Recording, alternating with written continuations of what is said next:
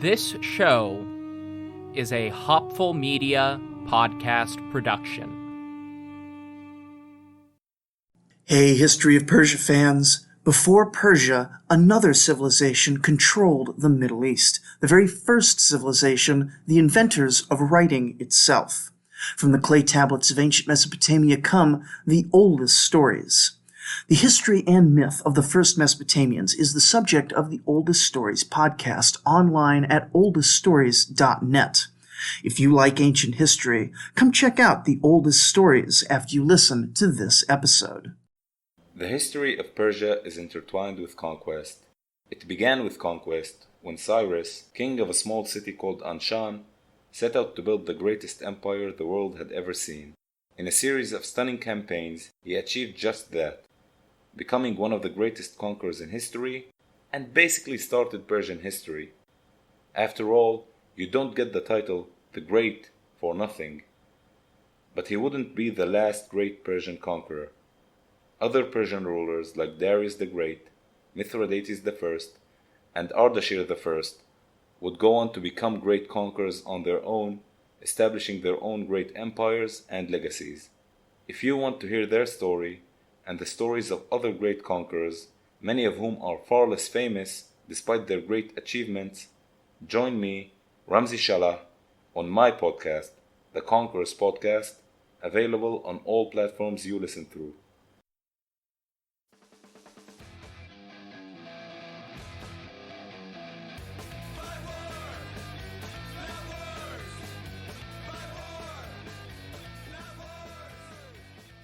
Hello, everybody. Welcome to America's Secret Wars, the podcast about forgotten, overlooked, and deliberately covered up times the United States military has used force to fight or occupy foreign nations.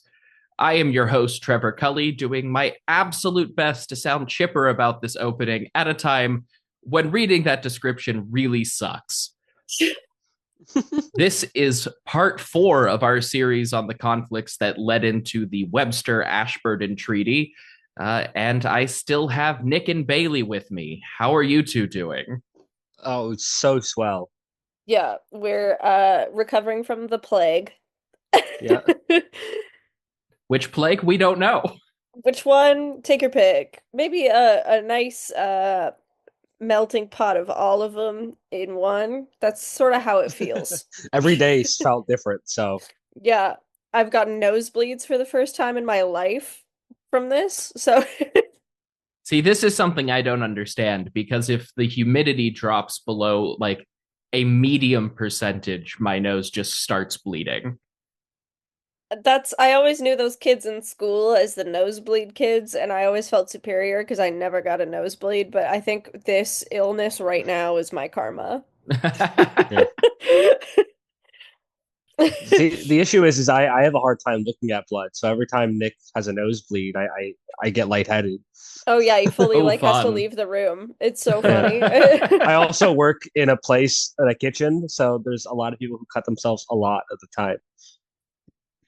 This seems like it's going great for you, Bailey. Yeah, everyone but me. I don't cut myself because I know where my hand is.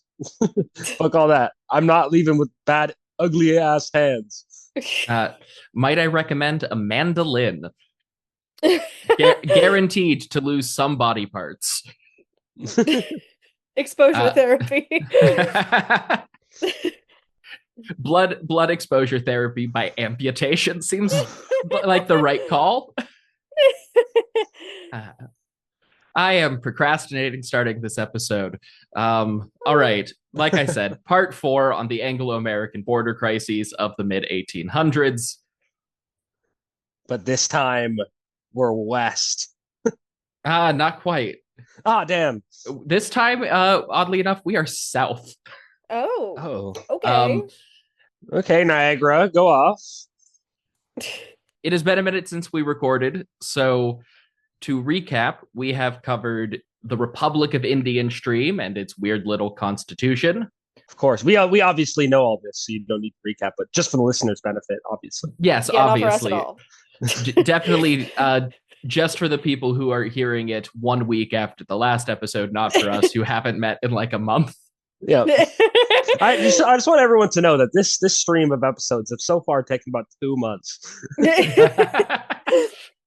I have recorded with Roberto while we were doing this.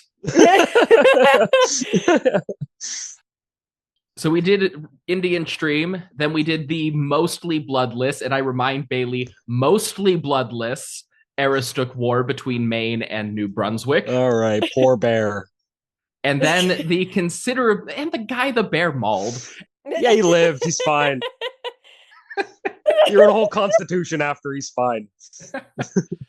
Then we did the considerably bloodier Patriots War, when the U.S. couldn't quite decide if we were going to invade Canada or help capture Canadian rebels.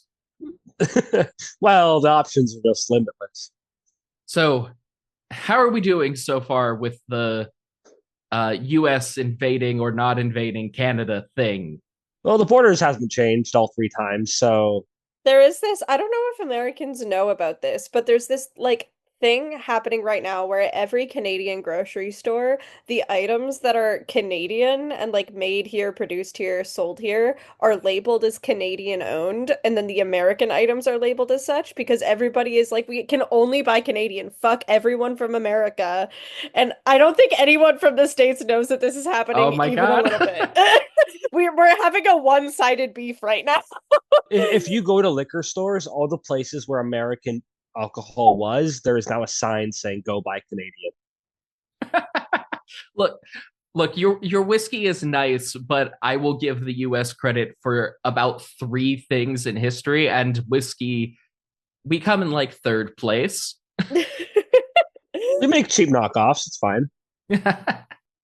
But it's just like this whole, and at hockey games, they're booing every American team. Whenever the American national anthem comes on, Canadians are booing. And like, it's like all of Canada is like, fuck America right now. And all of America is like, I'm not even conscious that this is going on. I've never seen our political parties so aligned. Look, you should boo the American national anthem anyway, because it's a shitty song. Agreed. Agreed. As a musicologist, worst anthem. Yeah. And I can't wait till we rank world anthems in our new series, Totalis Anthemianus.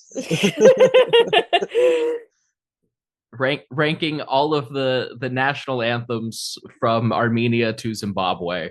Yeah. Exactly. This week, Bosnia. starting a civil war with your podcast. All right. Mercifully, given current events, every episode in this series has ended more or less in the same place with the Webster-Ashburton Treaty of 1842. So far, we have covered most of that treaty.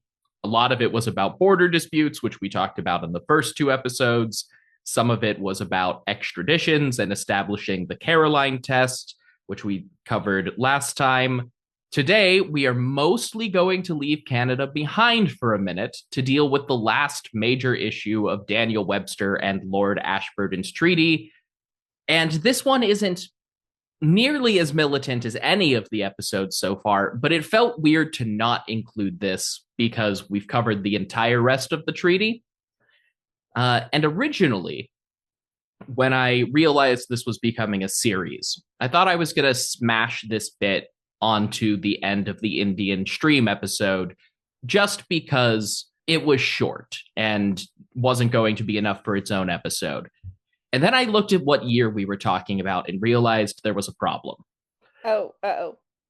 We are talking about the United States before the year 1865, which... And one bloody political debate has been conspicuously absent this entire time. Yes. Can you wear different colored socks on different feet? No, that's a shooting crime. Oh, okay. Shit. Yeah, that you get the wall. It's okay. I'm wearing Santa socks right now on both feet. My socks match. I'll have you know. We don't post the video for this, but Bailey is making the poor choice to show feet to the camera. For free? For free. This is the exclusive. This is what you get. We have to have a Totalis Jeffianus marketing talk right now. Yeah, and when this episode is posted, there will be a picture of my feet as well posted with them. If you join my membership at the $100 tier, I will post Bailey's feet pics.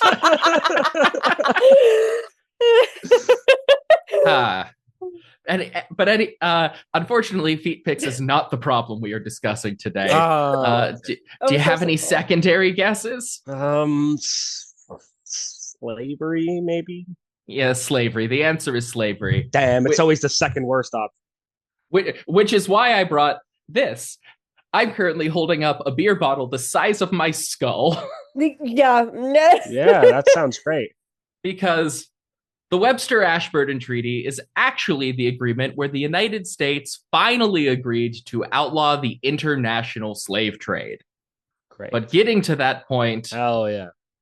Getting to that point was one of the main issues that almost drove the US and Britain to war, even after negotiations had already started. America just didn't know if slavery was bad or not yet. They needed a few minutes to decide. They had to think about it. They had to ruminate. Yeah, this is the part where I point out that the first Western abolitionist that I have found in history was in 500 CE. So anybody making it was just the way it was at the time can shove it up their ass. I hate that argument. There were a lot of abolitionists by this point. There's also a lot of Black people in the country who, for some reason, are not counted when asked that question. Like, maybe we talk to the majority of the population in slavery, and maybe that's the majority of the population. They don't agree with slavery. Sounds like anti-American propaganda. Sorry. Where is John Brown? We'll do that episode. Unsurprisingly, the U.S. had a lot going on vis-a-vis the question of slavery at this time, because it was basically always the number 2 or 3 issue in American politics from the time we declared independence, and it was rapidly approaching the number 1 topic of debate by the beginning of the 1840s. Yeah, John Quincy Adams would shut the hell up in the freaking Senate chambers about it. Yeah, it's written into the rules for distributing electoral votes in our Constitution. It is literally baked into the system. Yeah. What is it? Slaves are worth 3/5 of a white person. And I get why that sounds really shitty, but I do feel obliged whenever that comes up to point out that the 3/5 compromise was in fact a compromise to decrease the power of the slavers who wanted to count slaves as full person people, because but they couldn't vote, so it would give the white minority in the South more power in Congress. It's just like a really horrible moment that I wish everyone could bask in as it's happening. Counting enslaved people as less than a full person was actually the positive option. Yeah. It's like, now that whenever I see those stupid like Facebook like top 10 weirdest laws, I can't look at them and not think about Jim Crow anymore. And it's like, oh, this actually isn't funny. This actually isn't funny that you're not allowed to be loud in a park after 6 p.m. in this state. That's actually a way that we're criminalizing being a minority. Yeah, there's the ones like that are funny are the ones that are oddly specific in a way. It's like, oh, somebody fucked this up. So I'm not going to rehash the entire legal history of slavery in the United States here. And I'm not going to do that because it would take about its own 1,000-episode series. And quite frankly, the U.S. has never shut up long enough to let anybody in the world forget that we had slavery in our history, except for ourselves. So funny how that works. The War of Northern Aggression. We'll light Georgia on fire again someday, I'm sure. Britain, on the other hand, had outlawed the slave trade within their empire in 1807. And they had outlawed the institution of slavery itself for the entire empire in 1833, just before this whole almost war situation in the Americas kicked off. Okay. Now, So not ideal for America. no, how could they have known it was such a debate? Well, the English did it. Now, this does come with the caveat that this mostly worked out for Britain because they had India, an entire subcontinent of 150 million people at this point, who could all they could all sort of be treated like the US treated enslaved black people. For comparison, the United Province of Canada in 1840 had a total population of barely a million, and the entire US, including enslaved people, was 17 million. Yeah, I think we're about that same proximity now. Because we got like 40 million and America's got like 380 million. Yeah, something like that. How do you have that in your head? I just Googled it and that's right. Why do you know that? I well, I don't know. Yeah, but comparing population figures to China and India is frankly sort of cheating. Unfair. Yeah. Despite continuing British racism, the fact that they were in the process of abolishing slavery this early on is an example of why you can beat the shit out of people who think we shouldn't judge Americans in this time period. Yeah. Yeah, I hate the arguments. It's okay to punch Nazis. Even when they're on stage behind very impressive looking podiums or inside of shitty cars. I'm not talking about any Nazis in particular here, but those are acceptable times to punch Nazis. Yeah, if you made connections, that's on you. Look up the German-American Bund in Madison Square Garden. Just a thing for everybody to Google. Following the British abolition of the slave trade, they had the Napoleonic Wars, and the British actually used all the upheaval in Europe to kind of force everyone else into line with abolitionism. Almost every country in Europe signed treaties that included an obligation to outlaw the slave trade. Yeah, great moment in history. In 1807, same year as the British abolition of the trade, the United States had outlawed the importation of new enslaved Africans. Legally, this brought an end to the triangle trade, the almost 200-year-old system of merchants exchanging enslaved people for raw produce in the southern US or the Caribbean, then exchanging raw materials for finished goods in the northeastern US or Europe. This did not stop the illegal smuggling of human chattel, but officially, Americans were limited to something called the coastwise trade, a system wherein enslaved people could still be transported by ship and sold elsewhere, but they had to stay near the United States' territorial waters. Initially, abolitionists considered this a win. In the early decades of American independence, there was a pretty widespread belief that the United States would eventually just grow out of slavery, despite the protest of the Southern plantation class. Grow out of it? Yeah, why does this guy just grow up? Stop selling slaves. So, on one hand, that seems incredibly stupid in hindsight because it is. On the other hand, I can see why they might look at it and go, well, you know, in ancient times, there were these massive slave states, and eventually, as time went on, that fell away. And we brought it back because we were growing it in a different capacity, and eventually that will fall away. What they kind of fail to realize is that Rome had to be killed for slavery to fall out as an institution, and they replaced it with serfdom. Yeah, and it also took it was a long, drawn-out process that it took 1,000 years. Oh yeah, in some places 2,000 years. Insane. You know, the Romans had slavery, and eventually the French abolished it in the 1300s, and then they had colonies. A rose by any other name, something. Yeah, right. Over the decades, more and more states abolished slavery in the more industrialized North, and prohibitions were put in place to prevent too many new states from entering the Union with slavery.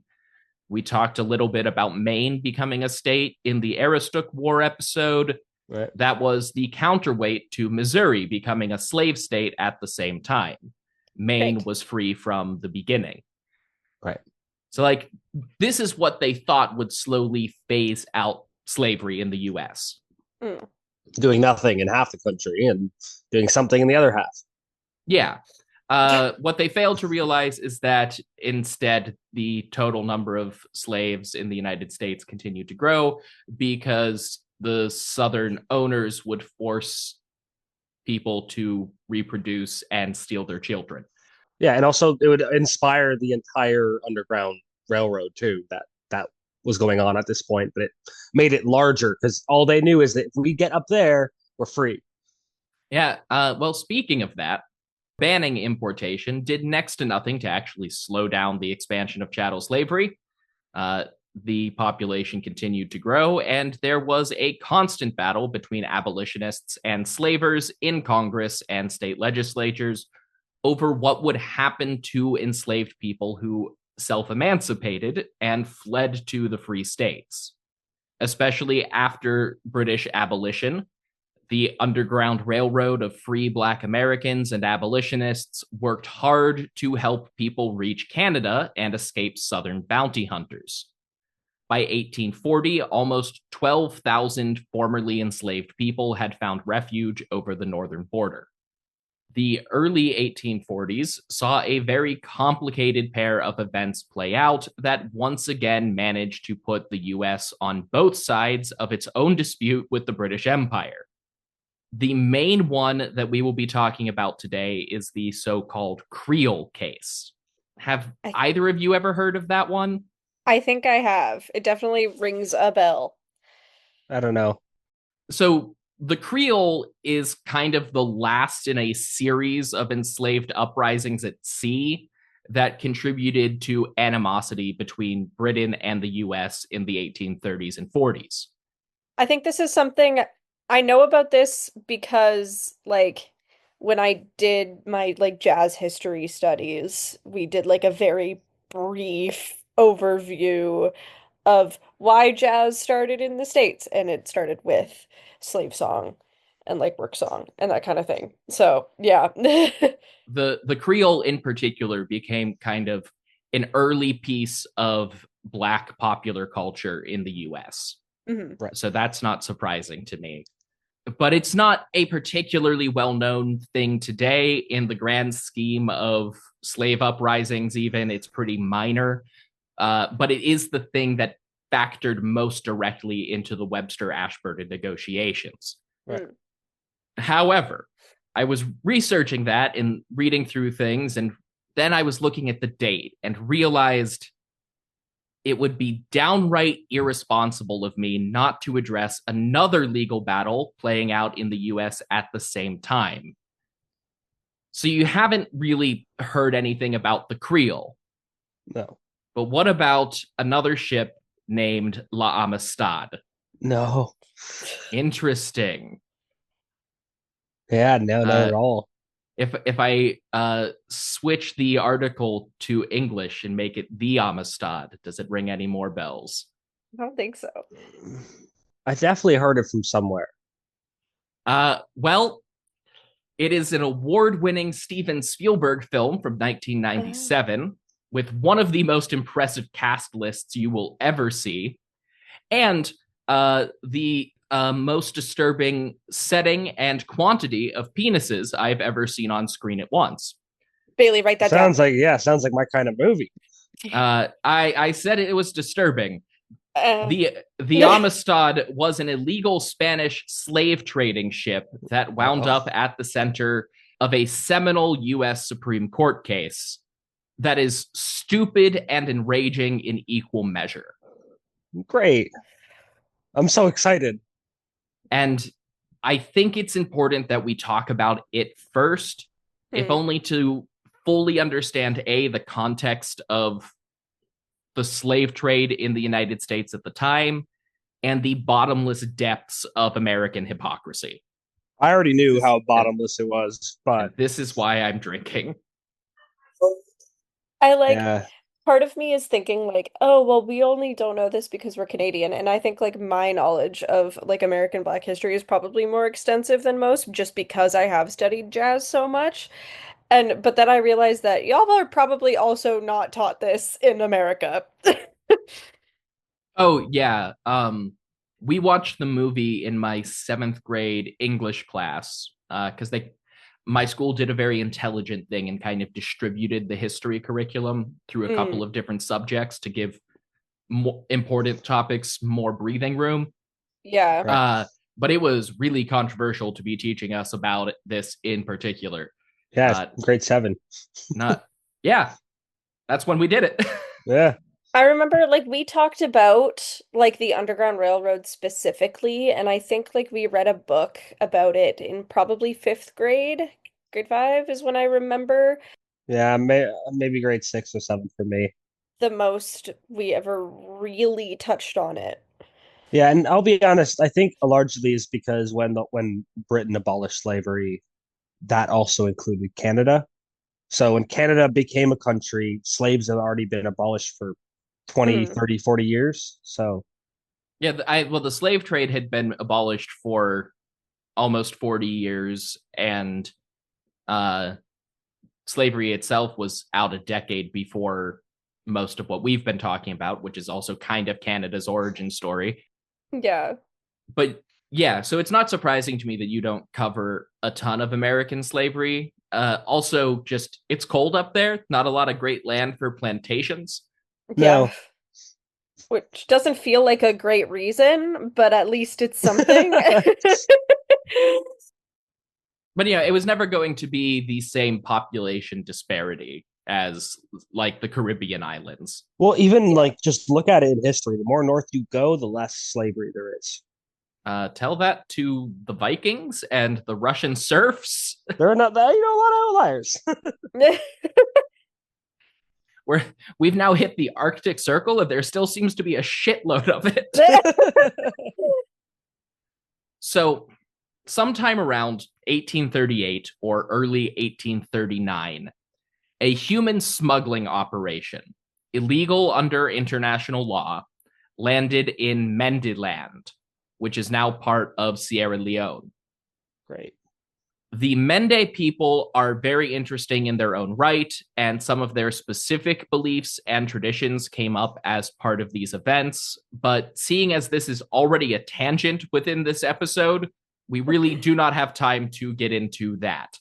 I I do recommend everybody looking up the Mende too, though. They are Mm. a really interesting culture. Anyway, at least 53 Mende people, including 4 children, were captured by local African slavers, either other Mende or one of the many other groups in the region. I say at least because any captives who were sold separately from that 53 that we know about most are mostly lost to the horrors of history. Right. These captives were then sold to Portuguese human smugglers operating in Africa and transported to Cuba. Once there, they were purchased by the Spanish merchant Ramon Ferrer and loaded onto his ship, the Amistad. See, and you also hear a lot of arguments which come mostly from the far right, where it's like, yeah, but like what people don't want to tell you is like African people were selling each other into slavery. Like no one ever mentions black people selling other black people into slavery. So like, and I'm like, okay, what are you trying to say, buddy? Yeah, and I've literally never met someone who does not bring that up. Yeah. Literally never had a conversation or a lecture about this topic where somebody doesn't point that out. Yeah, and it's just like such a bad argument. I have had literal African American communists explain this to me, and they bring that up. I don't know what the hell the right wing is talking about.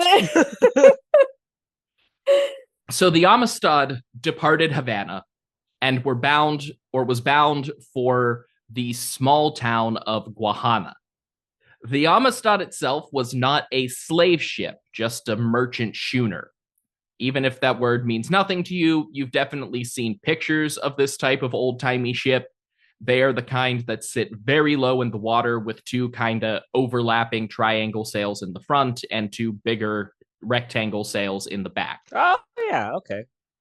Most importantly, compared to purpose-built slave ships, a schooner like the Amistad wasn't designed to carry tons of people, even in poor conditions. So half of the Mende were put in the cargo hold, while the others were kept on the main deck. Since they were supervised, the Mende on deck had much more freedom of movement than the enslaved people at sea typically enjoyed. This gave them a bit more leeway in planning amongst themselves, and somebody below decks found an old rusty file left behind with some previous cargo. They started sawing through their chains. Very fortunately for the Mende captives, they weren't the only cargo on board. There was also some sugarcane and sugar processing tools. Makes sense. Now, if you've ever seen sugarcane harvesting, even today, you know where this is going. Sugarcane is processed with big fuck-off knives that look sort of like short-bladed machetes. Yeah. So once the Mende had broken out of their chains, they grabbed the cane knives and mutinied. Ramon Ferrer and most of the white crew were killed, as were two of the captives. Wait, to mutiny, wouldn't you need to have any sort of respect for the people in the first place? Yeah, it is the word that is used for rebellions at sea more generally, but I agree. It's like, yeah, we're gonna revolt against this guy. We're gonna betray him. Yeah. It is a slave revolt. It just happens to be on a boat. Mutiny, I guess. Best word for what happens on boats. It's like how we have robbery for everything else, unless it's at sea and then you're a pirate. Right. Yeah. Which is objectively cooler. Yeah, just wait until... Can I rob something and they call me a pirate, please? The internet. If you steal on the internet, you're also a pirate. You wouldn't download a boat. Absolutely, I would. That is my favorite ad of all time because I would definitely download a car. So two of the whites were kept alive to help pilot the ship back to Africa. There were just two problems. One, the Amistad would have struggled to cross the Atlantic with an entirely willing and capable crew. And two, these white guys were hostages who firmly believed that they owned their captors. So they gave the Mende bad directions. And overnight, they redirected the ship to sail north toward the United States. I feel like I could have called that one. I saw that one coming. You know, when you go through the history of similar revolts at sea like this, that does seem like the obvious thing. And this is sort of stuff keeps happening over and over again. Like there's a revolt, you're going to take us home. And they're like, yeah, where's the nearest prison? Yeah, it's just crazy because it's like these guys, if they realize at any point during this journey that you're leading them to their deaths, you're done. And like it's not going to be fast. No, they are going to kill you slowly and brutally with really big knives. Yeah. And while this is a terrible time, there's not a good time in this episode because it's about terrible things. So hopefully you get an ad for really big knives. Woo! Yeah.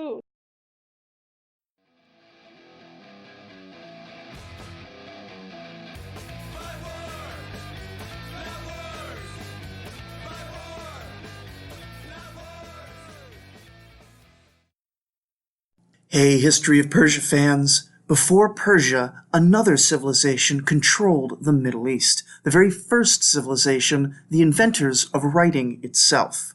From the clay tablets of ancient Mesopotamia come the oldest stories. The history and myth of the first Mesopotamians is the subject of the Oldest Stories podcast online at oldeststories.net. If you like ancient history, come check out the Oldest Stories after you listen to this episode.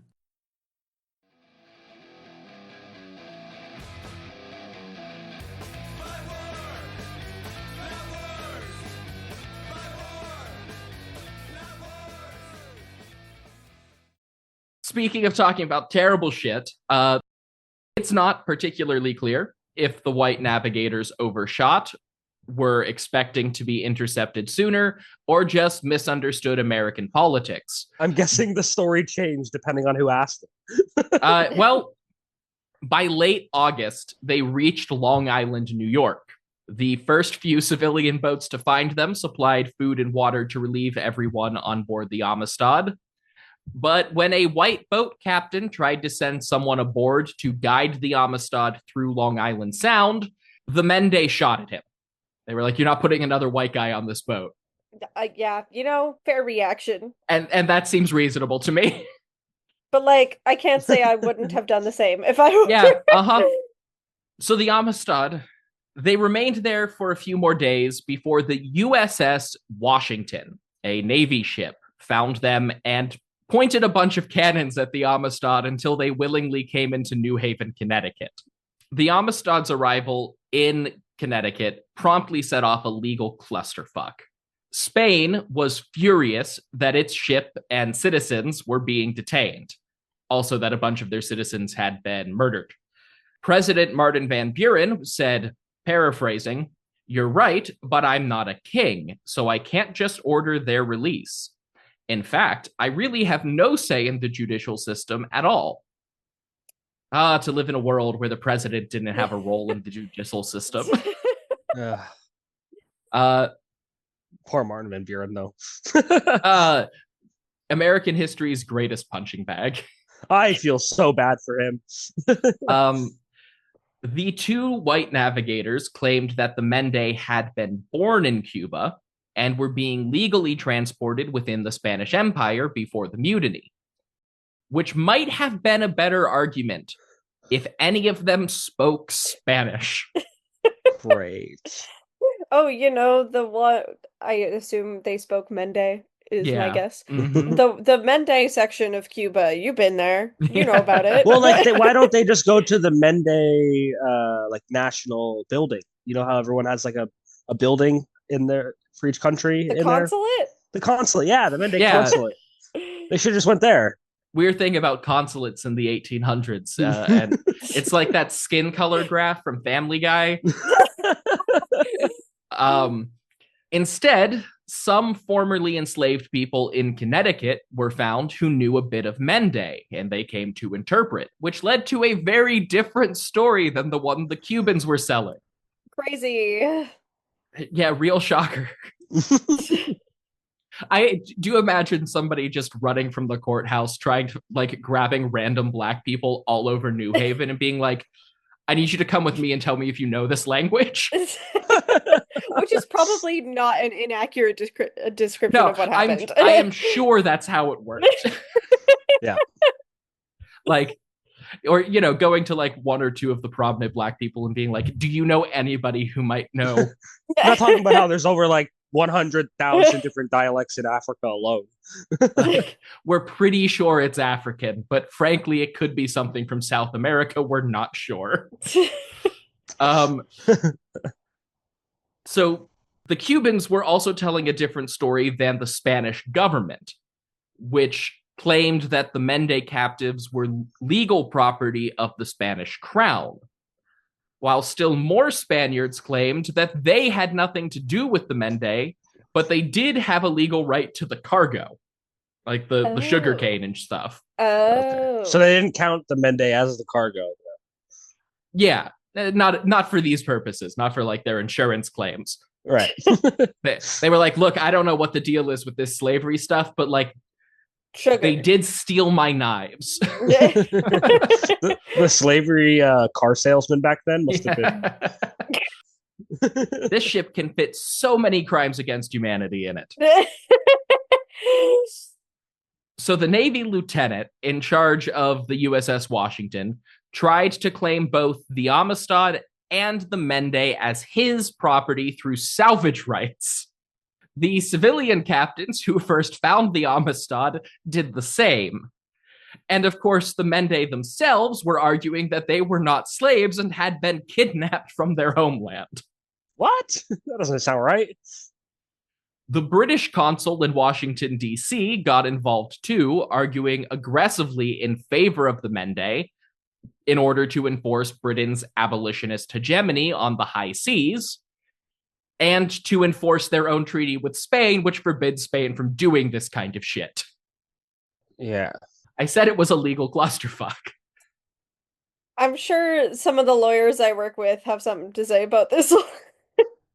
This is like a 4-country deal going on right now. There are 3 countries, a Spanish colony, and like 8 interested parties, not including the Mende themselves.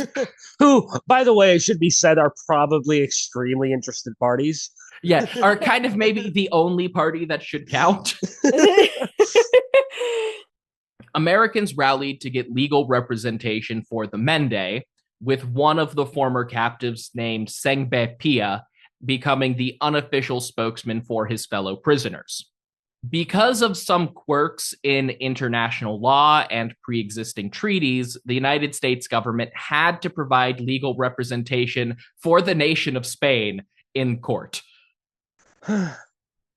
So, okay, so this is 3 countries all going at it, but all 3 of those countries are being represented by the United States. So the British are just pressuring and lobbying the US government. Spain is suing the United States government, but because of some legalese, they have an American public defender, basically. And is this at the time where it was like, because I know for a little bit it became illegal to talk about slavery, and I think that was under Martin Van Buren, wasn't it? So I think it might have been later. Okay.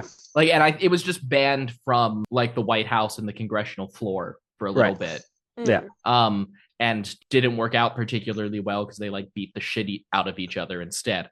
Well, and then also, like, I think, again, John Quincy Adams then would mention it, and then they'd put him on trial, and he'd be like, okay, great, I'm on trial. Then he would spend his entire time on trial talking about how bad slavery was. Yeah. Yeah. Just hang on to that one. Things proceeded by the book, starting in the local circuit court in New Haven, but the case was passed up the chain pretty quickly. Between any crime occurring vaguely at sea and all of the international interests involved, it was the sort of case that could really only be adjudicated by the US Supreme Court. And it was one hell of a trial. I can only imagine. Oh, is that part of the movie? Oh, yeah, that's most of the movie. The United States Attorney General, Henry Gilpin, represented Spain opposite former president and sitting member of the House of Representatives, John Quincy Adams, representing the Mende in the case of United States versus the Amistad. I'll be honest, it's kind of like, I don't know, John Quincy Adams is my favorite president, as it not for his presidency, but for his life and for what he's like did for slavery in America and how he kind of really put the groundwork in to eventually the war and everything. But I don't have a favorite president because I'm morally pure.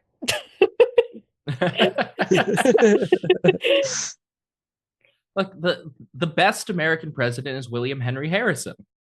Nick, the joke is he died 28 days into his presidency. I knew that. Okay. I knew that. The U.S. versus Amistad was a heavily publicized and publicly debated case. And one judge actually died during the process. Stressful job. Maybe were they just also still old as fuck? I mean, yeah, always. Well, he was only this one in particular was only 23, weirdly. But they made special dispensation to get him through below the minimum age. And he immediately turned 82. But one of them dying during the case was actually like potentially dangerous because it created an even number of justices that could lead to a strung court. SCOTUS ultimately came down on the side of the Mende in a gargantuan 7-1 decision that not only recognized the Mende captives as illegal hostages with a right to freedom, but also upheld their right to seize control of the Amistad, ruling that when the ship entered American waters, the former prisoners were actually the ship's rightful owners. Slay. See, and John Quincy Adams was a great lawyer. Let that be said. Yeah. The Mende and their legal representatives, including former President Adams, arranged to sell the Amistad in order to cover their cost of living in the US for a few more months before they were given a ride back to Mendeland. Is this after his presidency? Yes.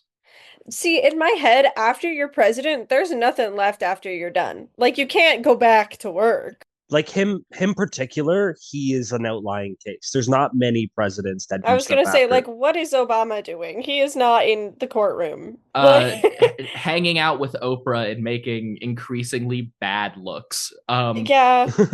But no, I think it's really just Quincy Adams and Taft who go on to have like political careers after their time in office. Andrew Johnson started to have a comeback before he died. We hate that guy, right? Yes, we do. But he was ramping up to run again, and then he died. And you know what? They should have impeached his ass. But I'll talk about that some other time. The fact that they didn't impeach him is the reason America has never impeached another president. If they had just done it and gotten it out of the way, it wouldn't be such a big deal. I think the last thing I'll say on it too is Totalis Rankia made a great little like image of it where you could see John Quincy Adams like dining with an old Washington, and then when he died on the Senate floor, you could see a horrified Abraham Lincoln watching him die, and he's kind of the connection between Washington and Lincoln. John Quincy Adams is one of the more interesting figures in like post-revolutionary American politics. So all of this was going on between 1839 and 1842, with the US coming down on the British side of abolitionism. But don't worry, everything still sucks. Great. President Van Buren was furious about this decision. He was terrified that this would upset US relations with Spain at a moment when war with Britain over the Canadian border was looking more and more likely. We don't want a two-front war. Well, and more importantly, you wanted Spain as an ally still. Yeah. They hadn't quite become the desiccated corpse of an empire that we would fight a couple decades later. He was also worried that the Amistad case would spark more conflict between American slavers and abolitionists. Spoiler alert for Marty, but I don't think the court case was the problem. How fucking ever. Don't let this mislead you into thinking that the US was leaning any more abolitionist than usual at the time. Yeah. It took the biggest name in the abolitionist party to even get this through. Yes, absolutely. And even then, like, it mostly happened because there was not a good argument to be had on the other side. Yeah.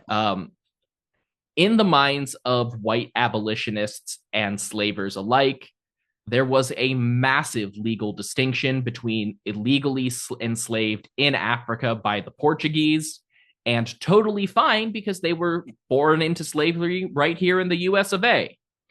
Great. Which brings me to the case of another slave ship mutiny, the Creole. Okay. Yes. Part 2. And this one's going to go even better. Correct. And while we are here, I will throw in the second ad break because this is as best a transition as I'm going to get.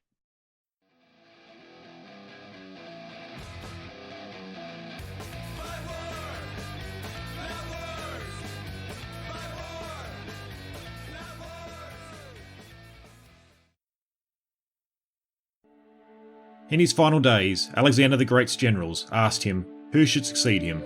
Alexander's answer, the strongest. Taken literally, this would see the close of the classical Greek age, an age thousands of years in the making. Join me, Mark Selleck, as I go back to retell the story of ancient Greece in my series Casting Through Ancient Greece. We will cast our way back to its beginnings, all the way through to the spread of its culture throughout the known world, thanks to Alexander and his generals. You can listen and subscribe to the series at www.castingthroughancientgreece.com, or you can listen on your favourite podcasting platform.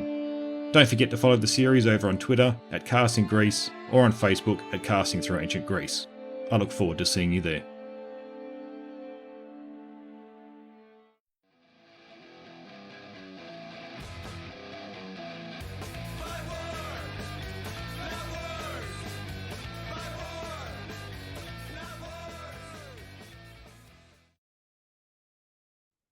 So let's set the scene. It is Halloween 1841. Ooh, spooky. The Webster-Ashburton negotiations are just starting to address tensions between the US and Britain. Can I imagine everyone in these scenes in like full Halloween costumes? Yes, absolutely. There's a banana and a hot dog. One wants slaves. Until we get to the next day, then everybody has to, I guess, be dressed as pilgrims. I don't know. Really hungover. Yes, definitely. The United States versus the Amistad has just ruled in favor of illegally enslaved Mende people, and 135 enslaved Black people were just loaded onto a ship called the Creole in Richmond, Virginia, to be transported and sold at auction in New Orleans. Right. Legally speaking, this was entirely fine with the United States government since the Creole was engaged in the domestic coastwise trade. One of the enslaved men on board was Madison Washington. Ooh, I recognize that. He was a man with a very curious backstory. In 1839, he had actually self-emancipated and fled Virginia with help from abolitionists involved in the Underground Railroad. One stop on Madison's journey was Philadelphia, Pennsylvania, and he was actually there during the Amistad case. The abolitionist who housed Madison at the time later wrote about how he seemed fascinated by a portrait of Sangbe-Pia published alongside newspaper coverage of the Amistad, a story that Madison himself would commit to memory. Wow. By the end of that year, Madison Washington reached Canada, joining approximately 12,000 Black refugees who had fled from American slavery. But Madison's wife was still enslaved in Virginia. Desperate, he returned to the slaving South to find her and was captured, re-enslaved, and loaded onto the Creole to be sold far away. I have heard this story. Absolutely. I have not. It is an interesting one. Madison remembered that news story about the Mende slaves who took over their ship, and he knew that with 135 captives in the hold of the Creole, there were only 14 white people on board. So he conspired with 18 of his fellow prisoners, and when one of the white crewmen lifted the metal grate between the hold and the upper deck, they struck. They grabbed the guy opening the gate, snuck out of the cargo hold, stole a knife, killed one of the slave traders, and detained the rest of the crew. Good night. As it turned out, the slavers only even had a single gun on board and nobody ever fired it. But of course, the 18 rebels had no way of knowing before charging their captors completely unarmed. Yeah. One of them even died after fighting with the crew hand to hand. On a funnier note, the captain and two of the crew wound up trapped after climbing the ship's rigging in an attempt to escape the violence on the main deck. Where are you going, dude? Where are they gonna go? And just climbing up into the air. What's going up? I'll fly away. So as Madison Washington and his He's friends... dressed as an Olympic swimmer, so it's fine. He's gonna dive off the crow's nest. Double front flip. Tens across the board.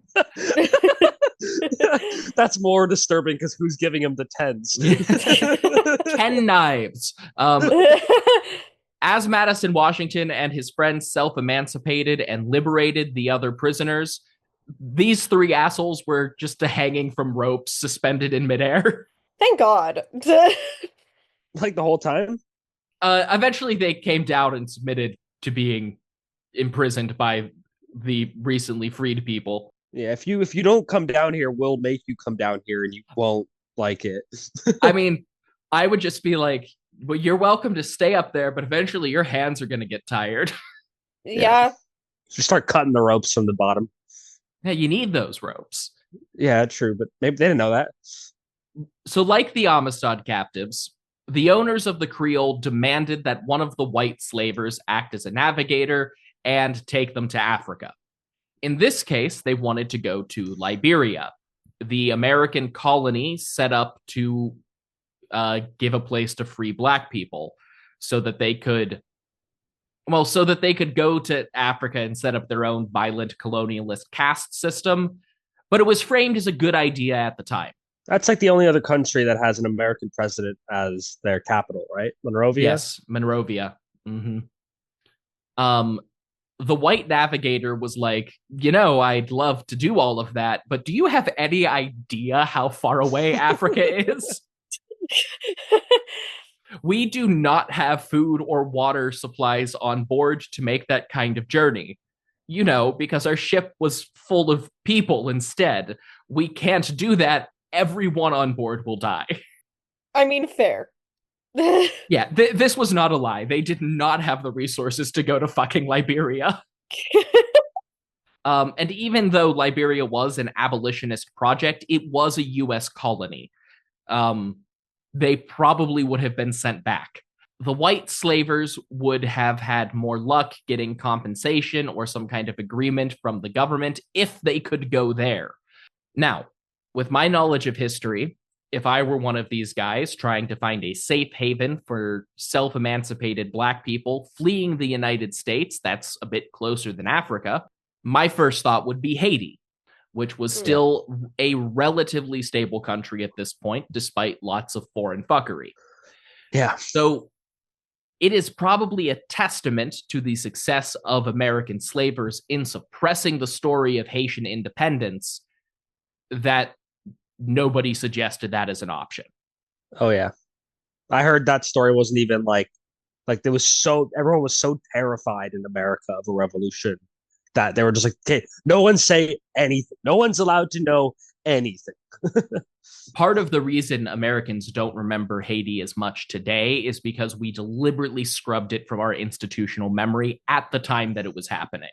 Haiti and Liberia will both get their due on this show at some point. But for now, the free people of the Creole were fortunate that Madison Washington wasn't the only Black person on board who followed the news. Another of the mutineers, named Ben Blacksmith, remembered a story from the previous year. A much smaller slave ship called the Hermosa had been sailing from Richmond to New Orleans when it was wrecked in a storm and ultimately ran aground in the Bahamas, a British colony. Since the British had abolished slavery and were actively feuding with the US, the Hermosa's captives were set free by the colonial government. Ben Blacksmith suggested that they go to the Bahamas, possibly just relieved that it wasn't an impossible journey across the Atlantic or a country whose revolution had famously massacred white slavers. The navigator agreed to this plan and set out for Nassau. Yeah, self-preservation here. Yeah, all right, that's a fair deal. We'll go to the British. All right, we got three options. All right, we're gonna either go to America, Haiti, or the Bahamas. Yeah. Honestly, given that list, I'd go with this option now.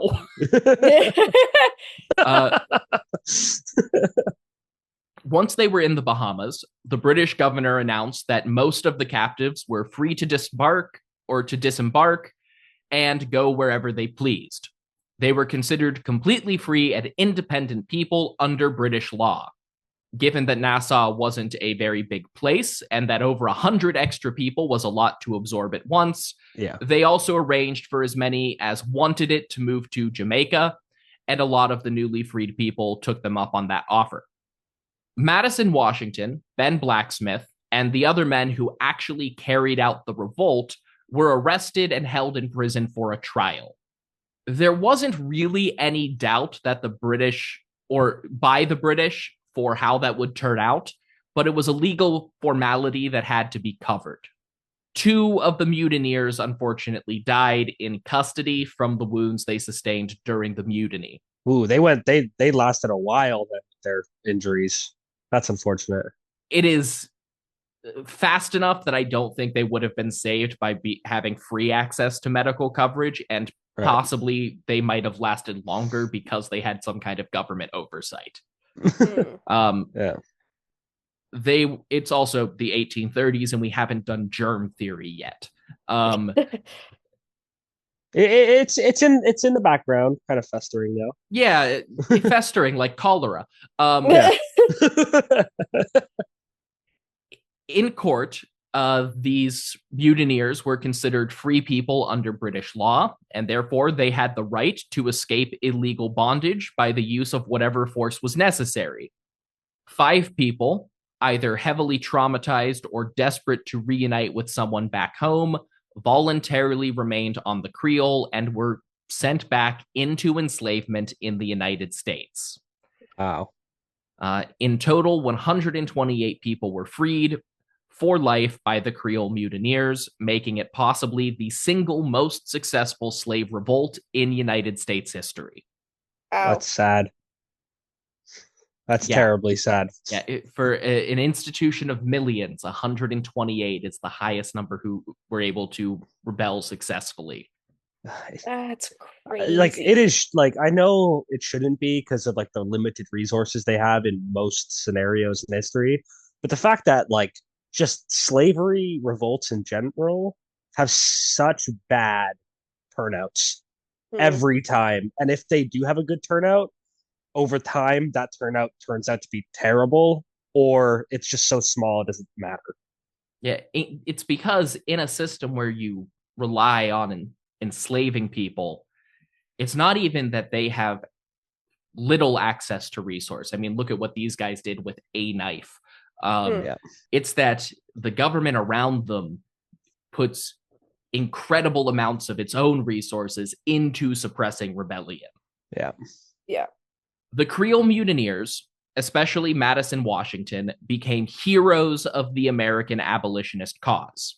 Frederick Douglass, probably the most famous Black abolitionist, even wrote a novella about Madison called The Heroic Slave. Yeah.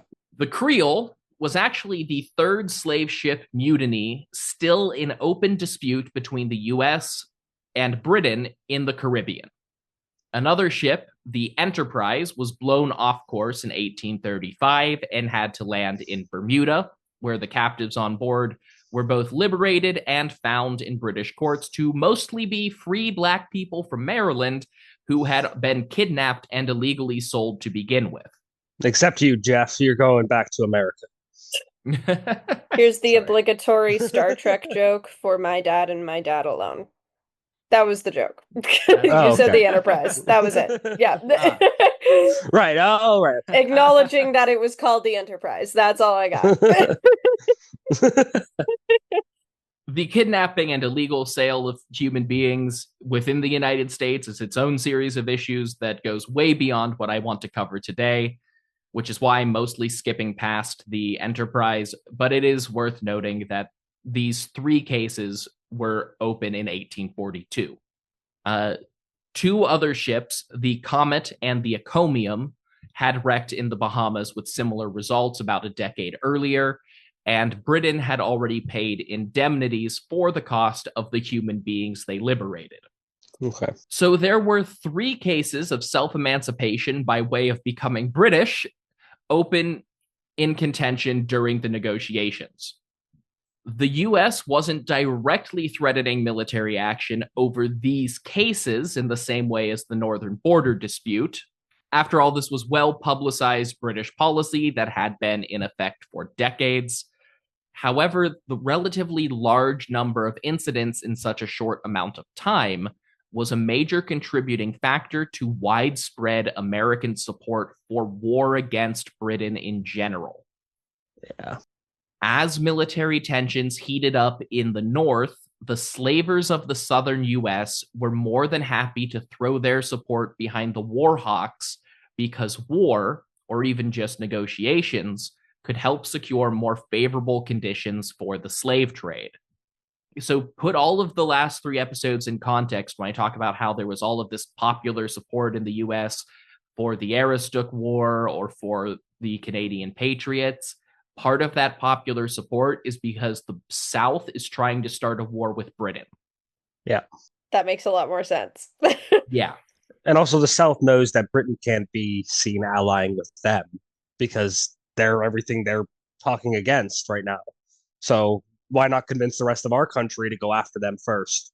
Yeah, like because slavery is still a Spanish institution, they really want to do something to push the US and Spain closer together. Yeah. The Southern politicians are all angling against Britain at this time for a bunch of reasons, and they're using Canada as a proxy. Daniel Webster, the US negotiator, recognized that British law required freeing any enslaved person who entered their territory. But he wanted Lord Ashburton to agree to pay the US for their lost human chattel.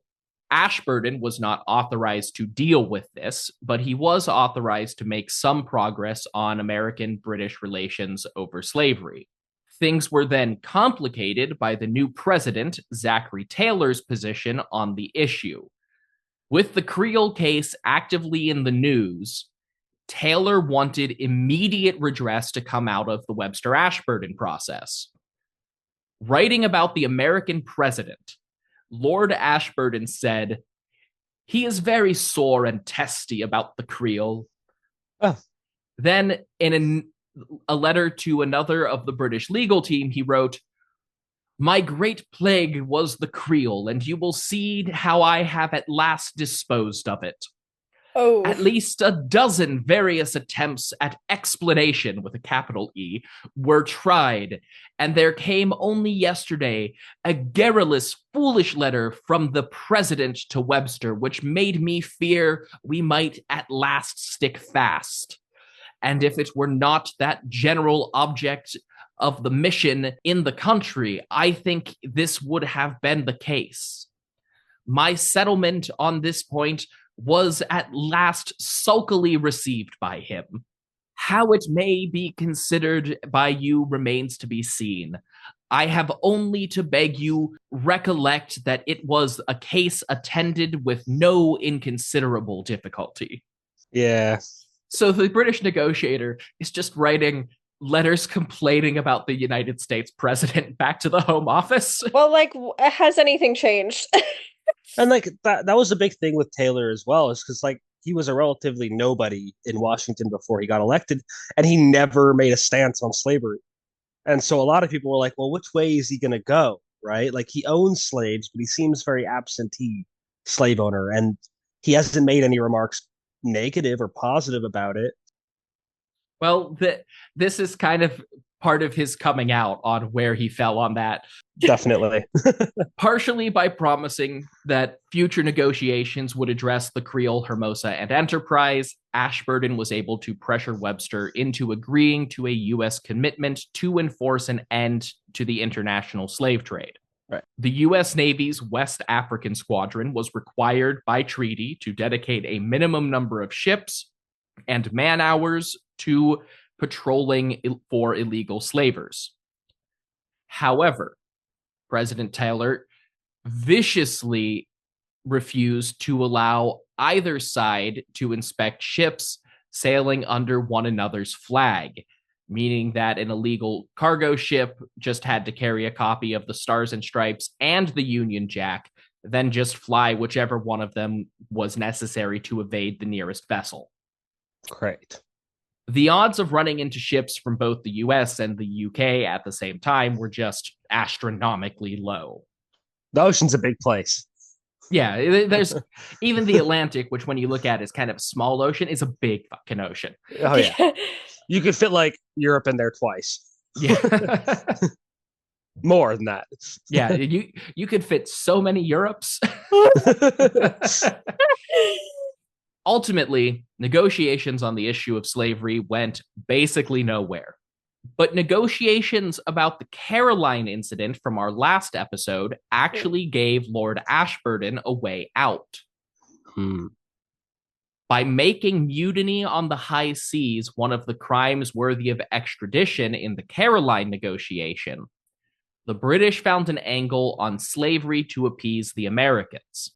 In Ashburton's own words, "If the Americans must send cargo along the coast, why not give it convoy by one of their own vessels? We shall certainly do nothing to encourage mutiny either among slaves or freemen, But if the slaves bring a vessel into an English port, I do not see how we can again consign them to slavery. However, we might be disposed to deal with them as mutineers. And that is why 19 men from the Creole were held prisoner by the British for a few months. By Right. giving them a trial for mutiny, the British were abiding by the treaty conditions. It just so happened that under British law, it is basically impossible to find someone enslaved guilty of that crime. But in the moment, it was enough to appease Zachary Taylor. Ironically, the president's hyperfixation on the Creole may actually have helped the United States get a more favorable settlement in the Aroostook boundary dispute, too. In another letter, Ashburton wrote, "The president, as a Virginian, has a strong opinion that the Creole case, and is not little disposed to be obstinate on the subject. In the Senate, all the South will be on the same side, and if my boundary treaty were not strongly supported by Maine as the party interested, the South might give me trouble and endeavor to keep open the quarrel." Basically, the British had to give Maine more land than they wanted if the Northern Americans weren't happy. Oh. Or if the Southerners had enough leverage to keep pushing for conflict between the US and Britain, which they thought would benefit the American slave trade, things could have gone a very different way, so they ceded territory in the North. Wow. Oh. In the end, specific negotiations over the Creole went nowhere, but they did inadvertently cause some worthwhile compromises in other parts of the treaty. Ultimately, the Creole and other slave ships would remain open issues of contention alongside other financial issues that Webster and Ashburton couldn't agree on for another decade. But that will be part of our next and final episode in this series. Ooh. Right now, I just want to know, what are your thoughts on this whole ugly mess? Like, it sucks because obviously slavery sucks, but it also, like, I appreciate the context in which, like, all of these, like, seemingly silly, like, why are we taking these disputes so seriously when they're really over, like, nothing at the end of the day? Like, it really cements they did not exist in a vacuum. And regrettably, it all comes down to how America sucks, as it always does. Well, and also too, like when you learn about American history and you learn about American slavery, it's often, and not that this is a bad thing, but it's often always stated as the South is bad, and this is Yeah. all the bad things that they've done. And you never really hear these kind of small, even if they're like relatively small and only a little bit successful, these moments that have in some ways paved the way to eventually 1865, right? Oh, absolutely. The role of enslaved people in abolishing slavery is so fucking understated in this country. Yeah. It's almost like if they never fought, well, what would the world look like now? At least, especially America.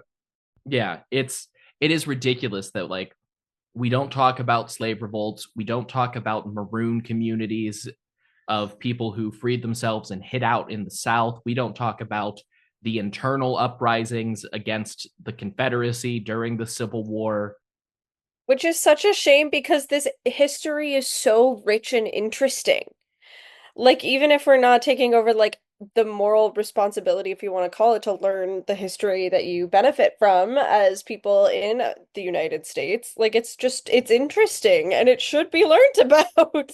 Right. Every single person you come across on the abolitionist side has a fascinating life. All of the slave leaders, Yeah. like, my dad owned a plantation, but like It's like, Madison Washington and Singbe Pia and John Quincy Adams and, you know, John Brown, like everybody, Harriet Tubman, everyone's fucking interesting. Well, even Yeah. like think about how many black people you could name before 1980 in American history, right? It's so small. Frederick Douglass, Harriet Tubman, uh, then you jump forward 100 years to like King and Malcolm X, right? Like you really don't hear anything about them. No, it's so just buried. Nat Turner is the other one that people might know about in terms of like Black resistance. Well, one of my favorite is one of the first Congress members in American history, John Mercer Langston. And I never even heard about him until relatively recently. And he had a massive impact on relations between the Emancipation Proclamation and everything. Like he was a massive part of Black history and American history, but no one knows about it.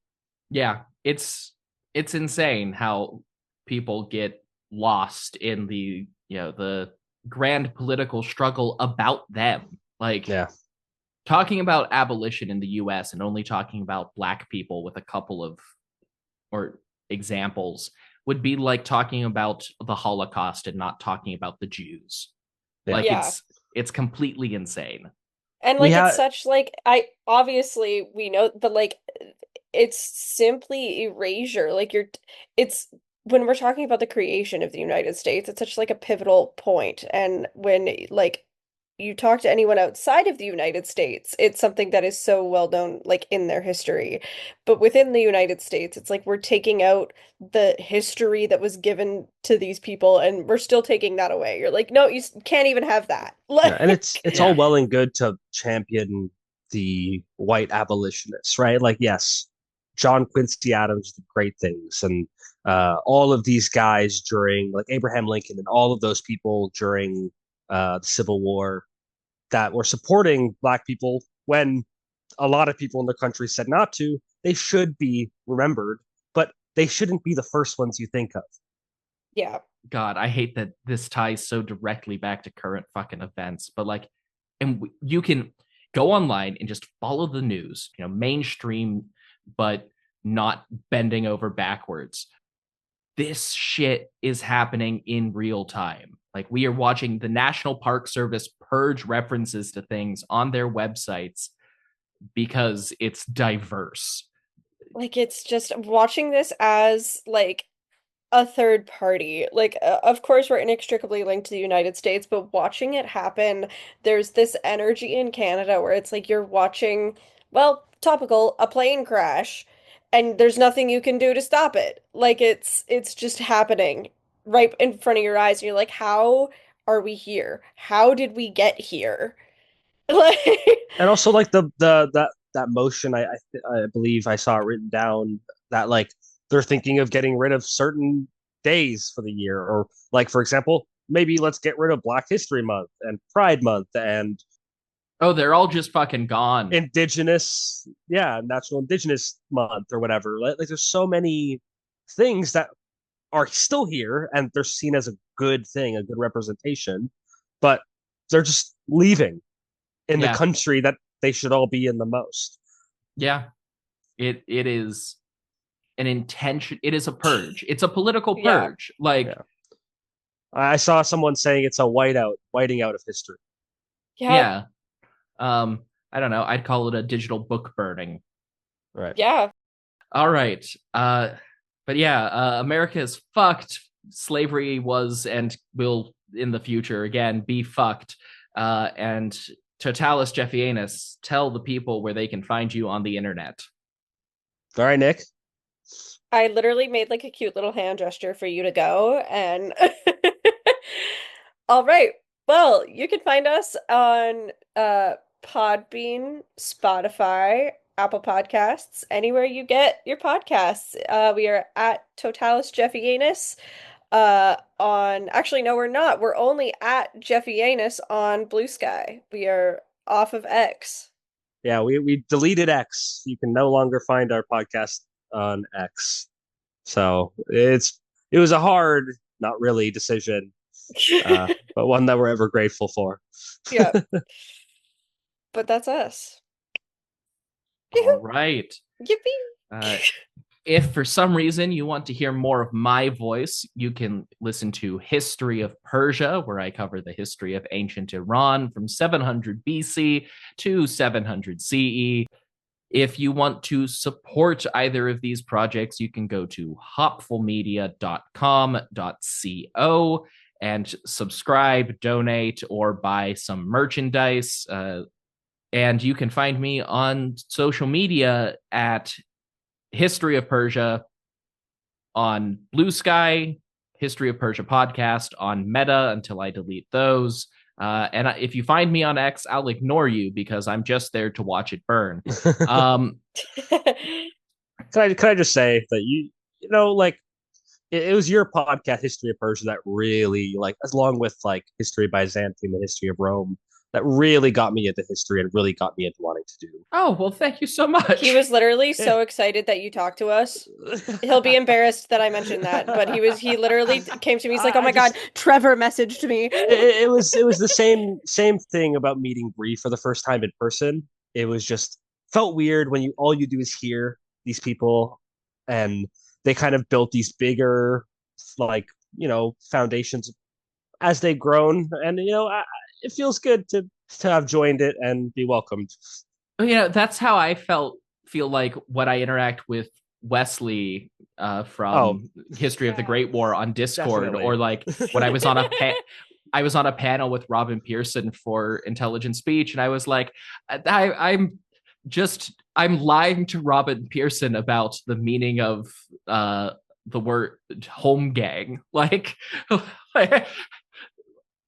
all right. And before signing off, rate this podcast on whatever platform you listen on. Apple is the one that anybody actually cares about. Leave a rating, leave a review, say nice things about me, please. Especially for a podcast like this, people are going to be chuds and leave shitty reviews because they disagree with me. Go leave a nice review. Your hair is really nice. Thank you. Yeah, you, the listener who can't see it, say that. I don't care what you say. Just put 5 stars. Until next time, punch a Nazi.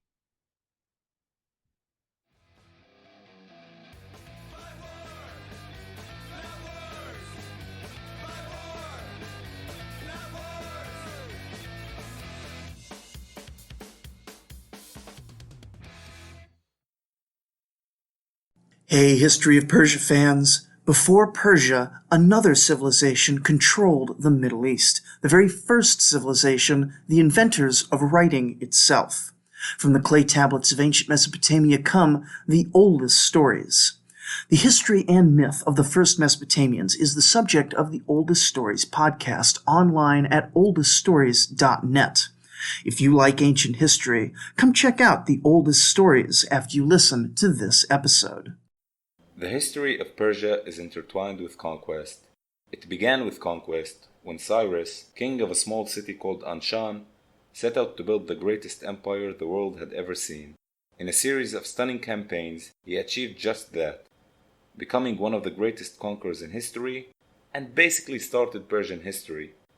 After all, you don't get the title the Great for nothing. But he wouldn't be the last great Persian conqueror. Other Persian rulers like Darius the Great, Mithridates I, and Ardashir I would go on to become great conquerors on their own, establishing their own great empires and legacies. If you want to hear their story, and the stories of other great conquerors, many of whom are far less famous despite their great achievements, join me, Ramzi Shalah, on my podcast, The Conquerors Podcast, available on all platforms you listen through.